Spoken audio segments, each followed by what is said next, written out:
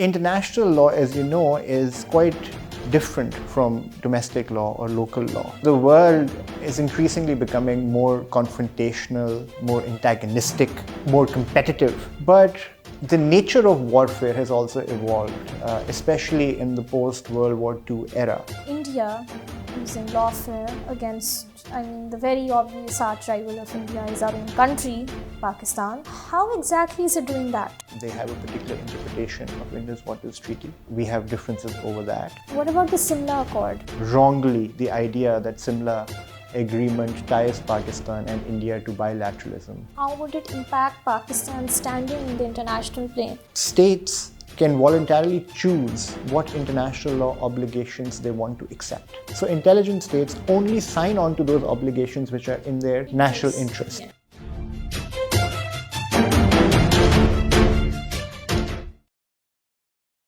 अस्सलाम वालेकुम नाज़रीन, मैं हूँ आपकी होस्ट अर्शिया ख्वाजा और आज हम आपको एक नए प्रोग्राम में वेलकम करते हैं। आज का जो हमारा टॉपिक है वो होगा लॉफेयर, जो कि एक नॉवल इवॉल्विंग डॉक्ट्रिन है इंटरनेशनल लॉ का। And to have a discussion on it हमें आज सर अली सुल्तान ने ज्वाइन किए, who is a renowned international law expert. अस्सलाम वालेकुम sir. Glad to be with you, Ji. Thank you, sir. Sir, lawfare, we are increasingly hearing this word in the international law world and global politics, but not a lot of people actually, especially law students, since we're not really being taught about it, know what is meant by the term lawfare. So if you could please, sort of define it for us. Right. I mean, in the broadest sense, lawfare is a particular way to use international law in order to advance your national interest, to achieve your foreign policy objectives. And states have been using lawfare now as part of their national security doctrines. It's considered by some states like the US and China, for instance, as a critical element of their comprehensive national power.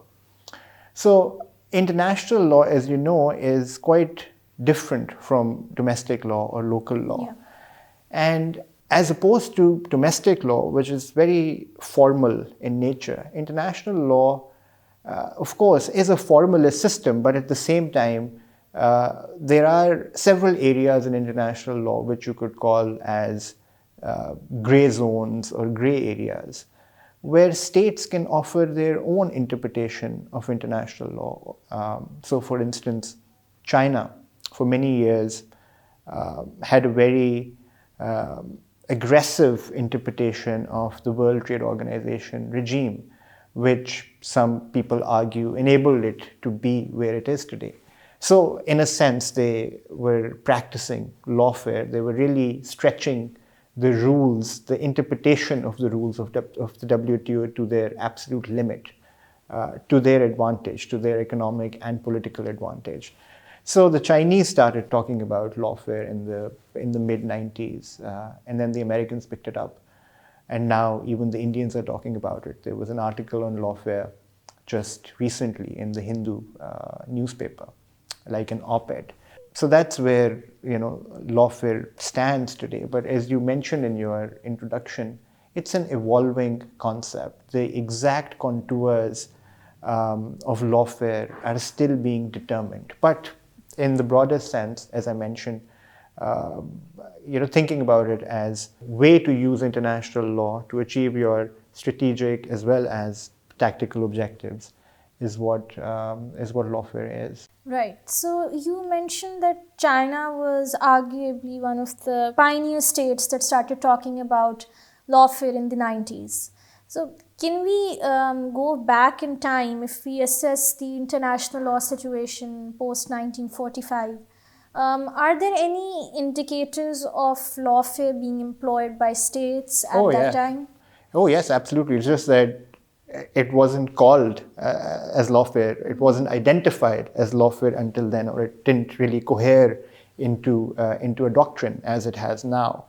But the Cold War, one of the elements of lawfare is to use international law in your strategic communication in order to influence global opinion. So if your narrative is based on international law, it adds certain weightage, certain credibility to your narrative. So the United States was using international law as a tool of its strategic communication in order to prevail upon Soviet Russia in the Cold War, and they did it very effectively. So that's an example of one way of using international law as an instrument or operationalizing it to achieve one's national objective, which in this case was prevailing over their Cold War rival, which was Soviet Russia. And they did it by using international law in their strategic communication. Right. So, as we can rightly infer that the US employed lawfare very covertly and, very discreetly when they were targeting Soviet Russia during the Cold War. But now lawfare has, is sort of evolved from this almost alien doctrine to become a highly sophisticated method of warfare. What do you think has led to that change? Change in geopolitical stances or just... Right. Okay, well, the world is increasingly becoming more confrontational, more antagonistic, more competitive. But the nature of warfare has also evolved, especially in the post-World War II era, because now the human cost of going to war, as war was traditionally conceived as, which is kinetic or physical use of force. You don't find that a lot in the modern world. And the reason is that weapons are so destructive now, so accurate now, that after the World War II, the world did arrive at a consensus that we're going to limit the use of kinetic force between states. That's why the whole law on prohibiting use of force was enshrined in the United Nations Charter itself. And the Security Council was created in order to maintain global peace and security and prevent outbreaks of war. But nevertheless, the nature of war has changed because of this. So what has happened now is that we face a whole lot of different threats, which you could call hybrid threats, asymmetric threats also. So states have found other ways of dealing with that, of competing with each other. And so, for instance, you must have heard the term information warfare. Now we talk about algorithmic warfare, mosaic warfare.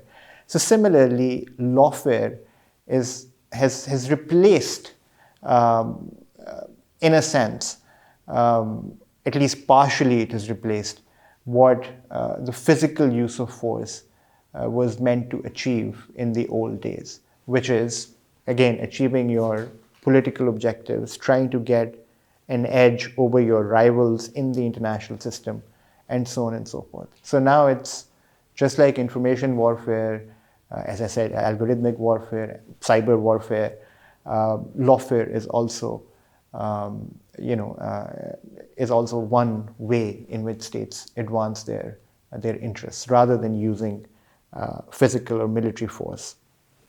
So we can say that lawfare targets the political integrity, as has been said in the UN Charter, rather than the territorial independence of, a state. So if we talk about India using lawfare against, the very obvious arch rival of India is our own country, Pakistan. Right. How exactly is it doing that? Well, one, it has presented a particular interpretation of self-defense, which is very expensive because they want to argue that they have the right of preemptive self-defense. Yeah. That's that's the argument that they advanced in the aftermath of that, of the Balakot misadventure. Yeah. Other than that, they've taken us to ICJ on Kulbhushan, for instance. That's a lawfare move against Pakistan. Exactly, yeah. And Indus Waters Treaty, they have a particular interpretation of Indus Waters Treaty. we have differences over that. What about the Simla Accord? Well, yes, they've advanced, wrongly, the idea that Simla Agreement ties Pakistan and India to bilateralism, whereas it does not. Yeah. Simla Agreement does not just tie us to bilateralism. There is still scope and room for multilateralism as well. So as you rightly mentioned, they've used it in their strategic communication in order to influence global opinion. If you keep on repeating something over and over again, then the world starts believing you. Yeah. So now many states actually believe that Simla Agreement ties India and Pakistan to bilateral resolution of disputes when it does not. So now it's up to us to use the correct interpretation of Simla Agreement and push it, advance it in all the world capitals, so that the world knows the reality. Right. So if we talk about the US and its, well, I know that's not a very politically correct statement to make, but its acts of aggression which are disguised as humanitarian intervention in many instances, from the Gulf War to what modern day Syria, we have a lot of occasions where the US has done it. And if you talk about the Iraq War in particular, where both the US and the UK used specific articles of the UN Charter, Article 41 and Articles 42, to draft Security Council resolutions which sort of allowed both the US and the UK to advance upon Iraq and Kuwait. Can we rightfully say those are examples of lawfare rather than saying that they're just followed in humanitarian interests? Well, lawfare was definitely a part of it, not just the wars in Iraq or Afghanistan after 9/11. The US did advance for some years a particular interpretation of torture, for instance. Yes. Guantanamo Bay, they tried to explain it away as a legal black hole. So they've definitely pushed the boundaries of international law to their advantage. And Iraq War was quite unfortunate in the sense that no matter how much they tried to contort or distort international law, they still could not justify it under international law in the end. So as we were talking about Pakistan, and I mean now everybody knows that we are a geostrategic state. So how can geostrategic states like Pakistan employ the use of lawfare, and how would it impact Pakistan's standing in the international plane? Because I feel like, in my opinion, that we see a lot of complacency when it comes to unconventional warfare techniques like lawfare or ideological warfare, rather than conventional ones. Right. Well, you're right. There is a sense of complacency, and if I can use the word ignorance, to be honest, people just aren't well informed enough about unleashing the potential of lawfare. But I think there are some positive developments in the last two years or so, and maybe you will find lawfare in also as part of our national security policy, which is currently being drafted.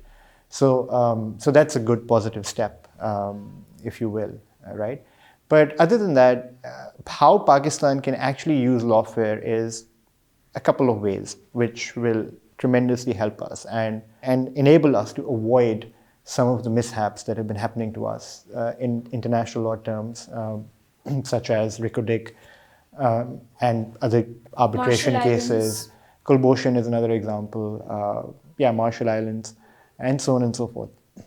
So, look, the first thing about lawfare is that states can voluntarily choose what international law obligations they want to accept. Yes. So, because they're sovereign entities, so states cannot be forced to accept international law obligations. So, intelligent states only sign on to those obligations which are in their national interest. Yes. So, we need to vet all international agreements, international treaties, thoroughly vet them.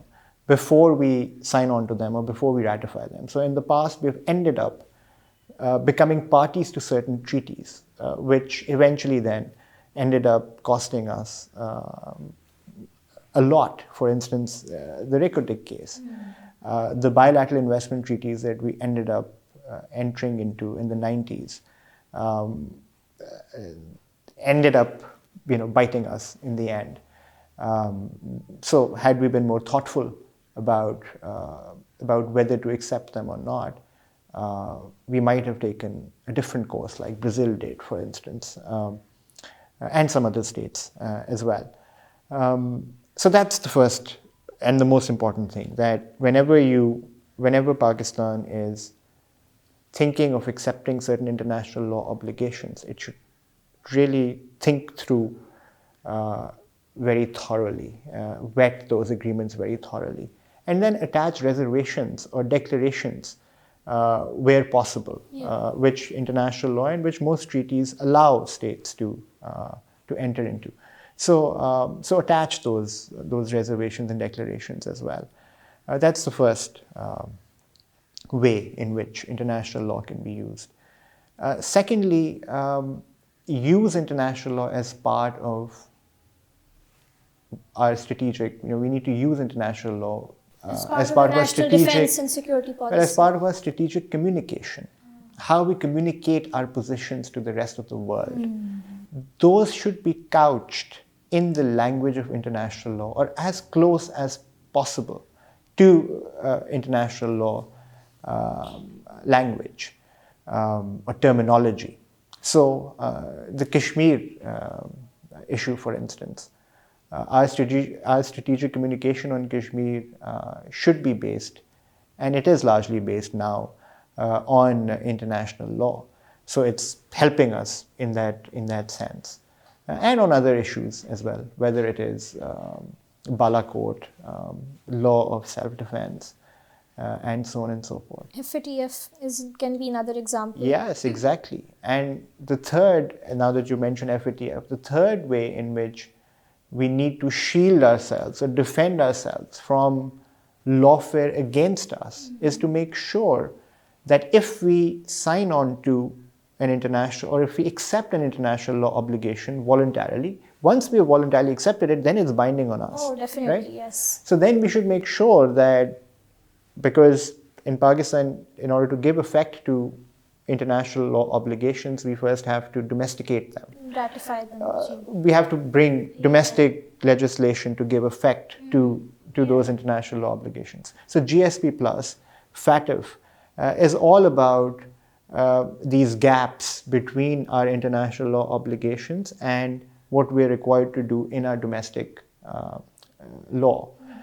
So we need to fill those gaps, identify those gaps and fill those gaps, so that we don't give the world a chance to use lawfare against us, as arguably it has done so in the case of FATF, and also GSP plus as well. Offensive and defensive lawfare, the terms, they are, as you said, very critical. So if you could sort of define them for our audience, what it really means. Yeah, what it really means is that we need to both defend ourselves from lawfare challenges. So for instance, again, by accepting only those obligations which are in our national interest and attaching reservations and declarations to those treaties and so on and so forth. And also, build capacity, build international law capacity, so that we can more effectively defend ourselves if the situation arises where we have to, where we've been hauled before an international tribunal. Offensive is, again, looking for opportunities, being offensive in our strategic communication vis-a-vis India, for instance.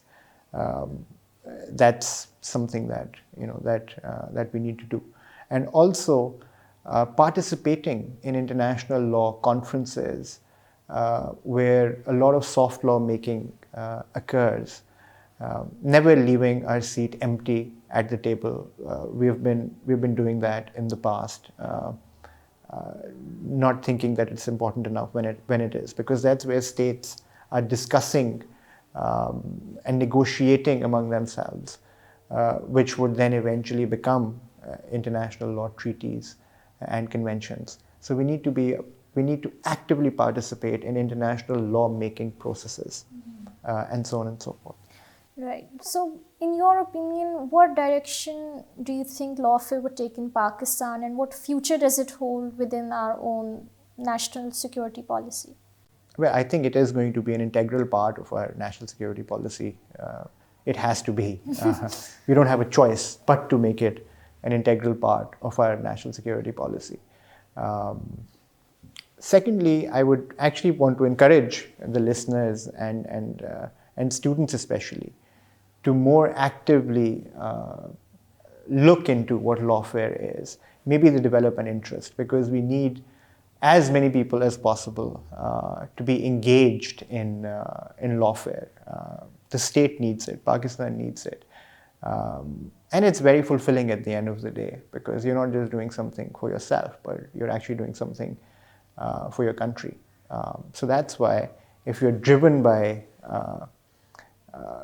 national pride, lawfare is a fantastic field to examine, to explore, to study. So, and also law schools should hold more seminars on lawfare. Maybe call some experts in Pakistan who can talk about lawfare. Yeah. Maybe offer courses in I think that's very integral. in law schools. Yes. I think that'll help. That'll really spark that interest in lawfare, which is what we need. Thank you very much, sir, for joining us. Pleasure. Thank you for watching us. We would be waiting for you next time. Thank you.